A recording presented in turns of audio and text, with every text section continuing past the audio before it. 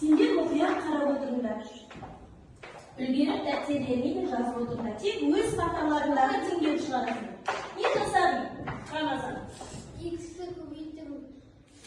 25-ті бөлдім. 3-ен 5-ті. X көбейттім. 5 тең 6. Енді сен неге айналдың? Мынау қандай теңдеу еді бұл? Бұл Көр? күрделі теңдеу.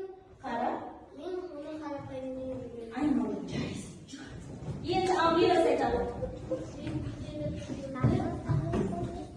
Қарапайым теңдеуге Ықшамдардың, молодец. Қай санды ықшамдарын айтшы?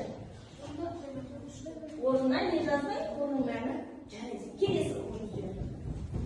Кел бірінші қатардан кейін кел. Енді жазбай келе ғой. Аша келе ғой. Келе ғой. 45 нәйгеуін азайтамай тұрсың ба? 9-дан 4 азайтасың. 5.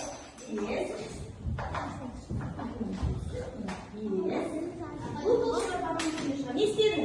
Дамир. Тыңдаймыз балалар.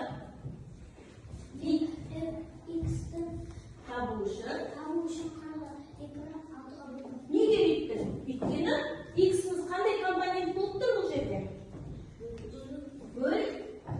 Бөлгіш болып еді. Ал біз бөлгіш болып тұр. Бөлгішті табу үшін не істейтін едік? Бөлгішті табу үшін сен не істедің? 42 қандай бөлудің қандай компонент болды?